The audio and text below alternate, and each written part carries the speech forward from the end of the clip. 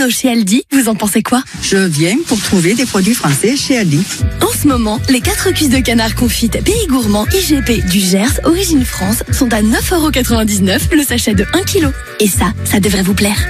Aldi, place aux nouveaux consommateurs. Offre valable jusqu'à épuisement des stocks. Plus d'informations sur aldi.fr. Pour votre santé, limitez les aliments gras, salés, sucrés.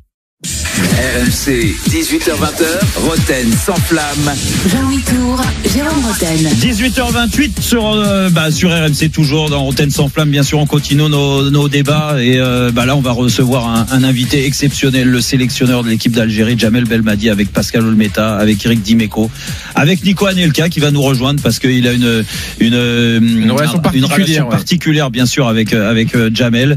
Et bien, Jean-Louis Tour qui va mener cette interview à merveille comme d'habitude. Et à 18h45, ce sera le Casar enchaîné avec Julien Cazard comme tous les soirs avant 19h. Donc Nico Anelka est avec nous. Salut Nico. Salut à tous. Salut Nico. On accueille donc le sélectionneur de l'Algérie, Djamel Belmadi. Il est dans Roten sans flamme. Bonsoir Djamel. Bonsoir tout le monde. Bonsoir. Djamel. Déjà, félicitations Djamel, je vais commencer comme ça pour tout ce que tu as apporté dans cette équipe d'Algérie depuis bon nombre de mois maintenant. Et j'ai eu l'occasion de te croiser une fois et là je te le redis devant tout le monde, vraiment tu as fait un travail remarquable. C'est gentil, merci bien. Alors on va peut-être laisser la parole d'abord à Nico, oui, puisque tu es celui qui connaît le mieux Djamel. Vous étiez au PSG, c'est ça, même si vous avez 3 ans d'écart, c'est ça, c'est à la formation du PSG que vous vous êtes croisés au début? Ouais, moi en fait, je sortais de Clairefontaine et je suis arrivé au PSG et Djamel était déjà installé avec la N2 et donc c'est mon grand frère. On m'a fait grandir dans cette équipe, on a appris beaucoup de choses ensemble et c'est comme ça je crois que lui il a signé pro et moi par la suite je suis parti à Arsenal, mais on a toujours gardé des contacts vraiment spéciaux entre nous depuis des années, même si on se parle pas très souvent, mais à chaque fois qu'on se parle, on se parle 1 heure ou 2 heures à chaque fois au téléphone. Ah ouais. On a parlé ensemble il y a 6 mois, il y a presque 8 mois de ça, et c'est toujours un grand plaisir de parler avec lui. Mais quand vous parlez 1 à 2 heures, le temps de parole est égal ou c'est Djamel surtout qui parle et Nico qui écoute? Je connais pas autant de Djamel, mais j'imagine le truc, quoi. Non, nous deux on parle, on a beaucoup de choses à se dire puisqu'on on se parle pas, comme j'ai dit, on se parle pas souvent, donc on a beaucoup de choses à dire, beaucoup de choses à se raconter, et c'est toujours un plaisir. Djamel. Bah écoutez, déjà Nico, salam.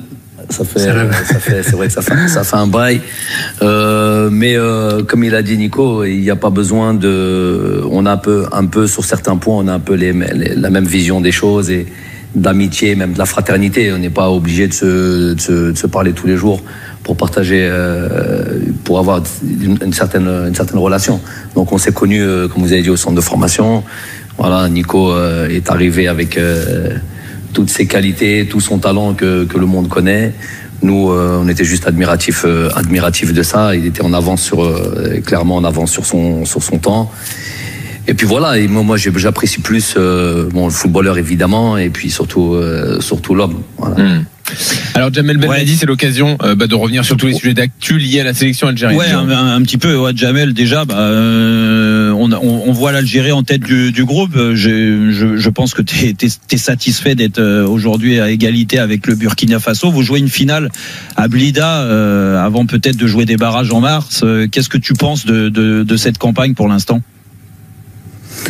Bah écoute, effectivement, bien résumé la chose. On va jouer une petite finale. Normalement, je dis normalement parce qu'il y a juste un match avant ça. Si nous, on devrait, c'est contre une petite équipe qu'on va respecter évidemment et qu'on va prendre au sérieux, qu'est le Djibouti. Eux, ils auront un autre match avant nous, c'est le Niger. Normalement, ça devrait passer chez eux, mais si tant est qu'ils ne prennent pas les points nécessaires, cette équipe de Niger, elle peut être embêtante. Ils les ont embêtés lors du premier match. Ils ont perdu 2-0, mais un but à 75e minute sur penalty. Donc il se pourrait qu'il se passe quelque chose, on ne sait jamais. Et donc là, cette finale, elle n'aura pas lieu puisque ça sera le dernier match. Peut-être peut ne pas servir à grand chose. Mais bon, il y a plus de probabilités qu'ils battent le Niger, qu'on batte le Djibouti et qu'on se retrouve sur une finale à Tchakar, une finale de ce groupe pour les matchs du barrage au mois au mois de mars. T'es content de ce que tu vois de la sélection, de l'approche après la formidable victoire en Coupe d'Afrique, bien sûr, de ce que tu leur demandes. Tu sens une réelle progression de ton groupe? Oui, on répète souvent et on le voit assez souvent. C'est pas tout le temps, c'est pas une science exacte, mais on voit que souvent qu'après un grand sacre. Derrière ça, il y a souvent un échec et souvent un relâchement. Voilà, un relâchement dans les performances un peu partout. Je prends souvent l'exemple. Il y a qu'à voir l'équipe de France dernièrement, championne du monde, elle va au championnat d'Europe, elle sort en 8e, je crois, donc contre la Suisse. Vainqueur de la Coupe du Monde en 2014, l'Allemagne sort au premier tour en 2018. Bref, il y en a plein des exemples comme cela. Donc ça, on a fait attention à justement ne pas tomber dans cette problématique. T'as mis quoi en place pour pas tomber dans ce relâchement-là? Justement, je les ai pas lâchés. Je n'ai pas lâché mes joueurs. Donc, mais tu fais toujours. On a fait attention à ça. Excuse-moi, je te coupe, mais t'as toujours les mêmes, le même groupe, ou t'as essayé de rajeunir un peu, de rafraîchir un peu? Non, on est un des groupes déjà sur cette CAN. On a été un des groupes les plus jeunes de la CAN. On a toujours 2-3 joueurs. Avec une certaine expérience, mais si on regarde la moyenne d'âge, on est une des équipes les plus jeunes. Même sur cette phase de qualification, on est aussi une équipe, en tout cas des équipes du top 10. On est parmi les équipes plus jeunes. On a pas mal de joueurs qui ont 19 ans, 20 ans, 21 ans, 22 ans, 23 ans. Vraiment pas mal de jeunes.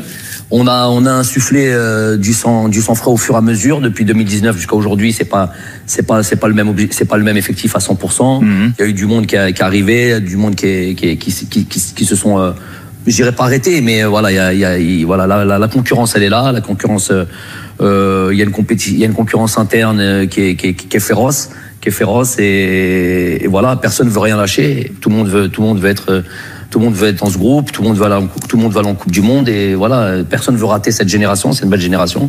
Donc non, c'est pas exactement le même groupe, il a évolué. D'accord. Mais on va dire qu'il y a beaucoup de cadres qui sont quand même là et une ossature qui est quand même là. Alors la semaine dernière, on a beaucoup parlé de la sélection algérienne avec l'affaire Andy Delors.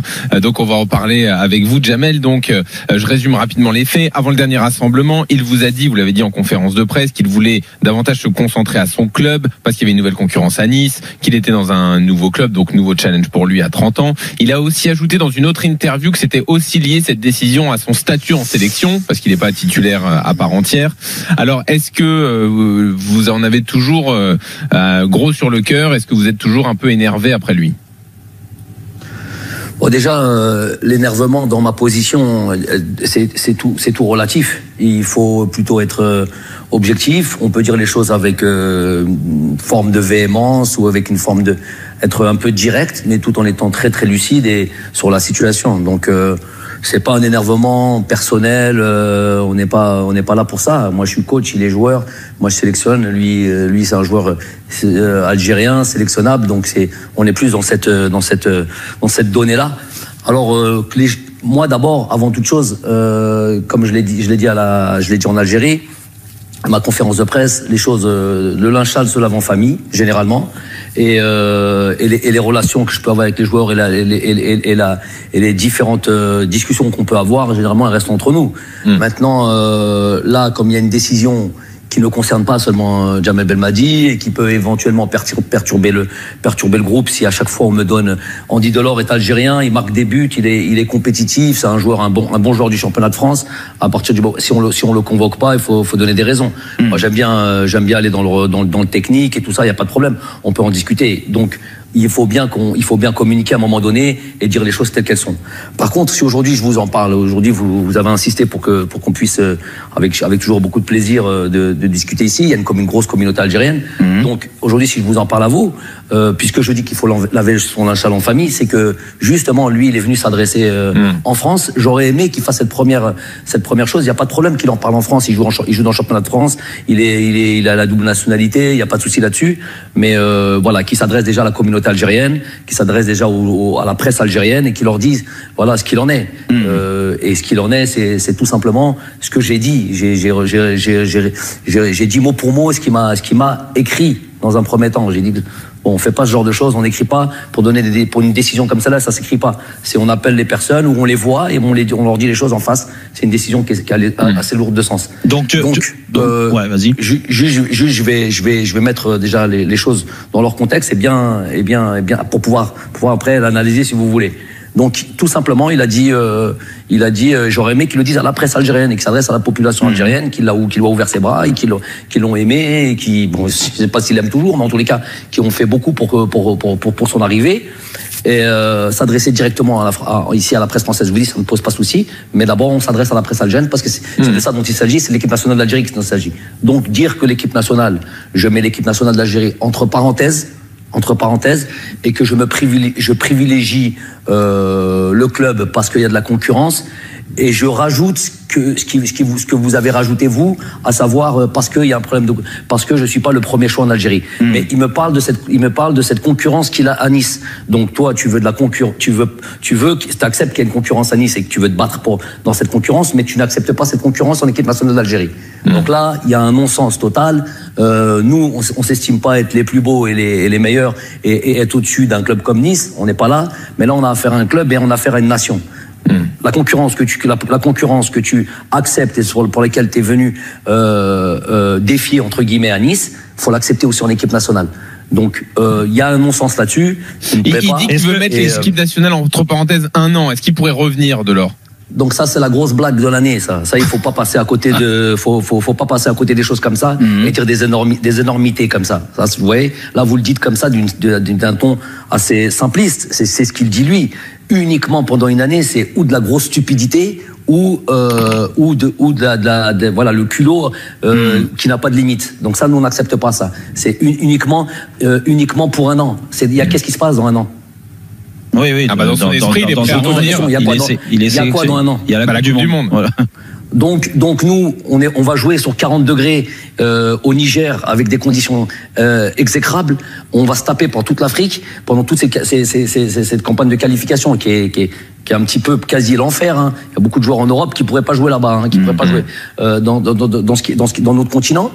Et quand tout est fait, quand tout est réglé, le monsieur revient comme une petite petite mariée comme ça là, et vient et c'est bon, je suis dispo maintenant. Ouais, ça faut la faire. Donc ça veut dire ça c'est doublement nous manquer de respect. Jamel, ça veut dire que c'est fini pour lui. Non, mais moi je suis pas éternel en équipe nationale d'Algérie. Oui, en tout cas avec vous c'est fini. Avec vous ça paraît compliqué. Mais moi je veux pas qu'on aille. Après le raisonnement tient la route.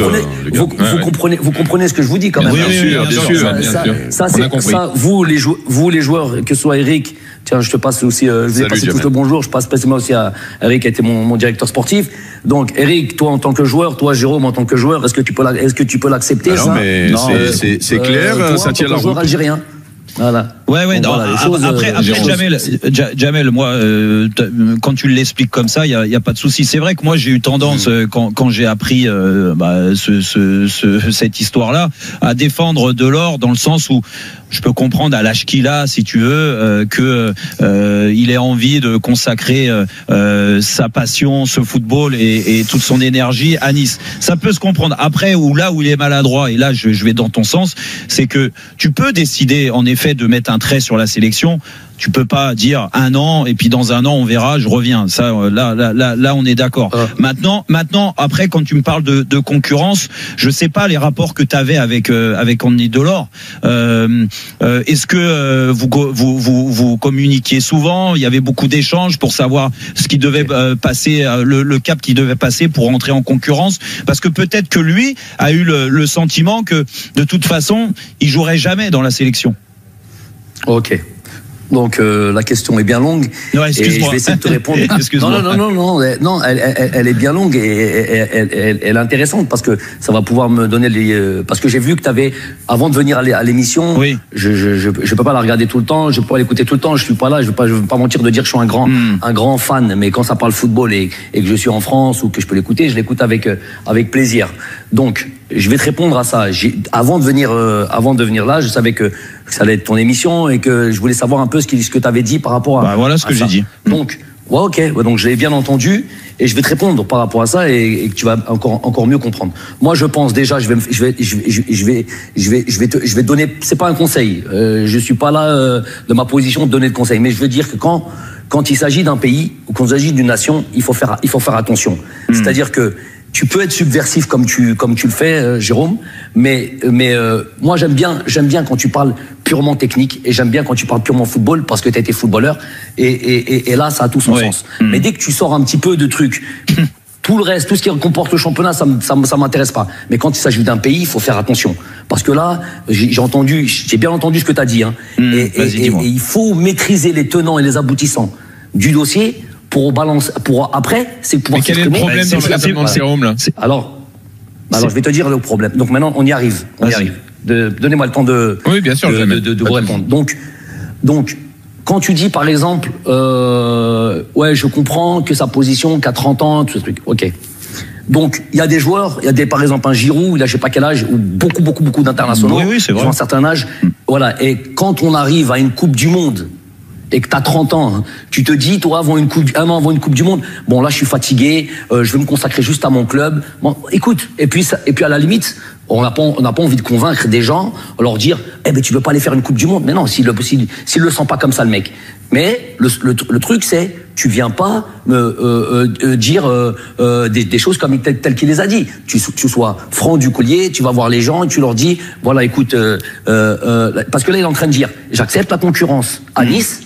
Mais j'accepte pas la concurrence en équipe nationale. Ça passe pas. Il y a un en fait, Jamel, ensuite, toi, t'aurais préféré qu'ils viennent du moins qu'ils t'appellent et qu'ils te disent franchement les choses. Écoute, la concurrence, je la trouve pas saine en Algérie et elle est d'autant plus saine avec Galtier à Nice. Je prends cette décision-là. Mais il est arrivé il y a 3 mois à Nice. Ouais, il est arrivé il y a 3 mois à Nice. Attends, s'il te plaît, donne-moi ce crédit-là.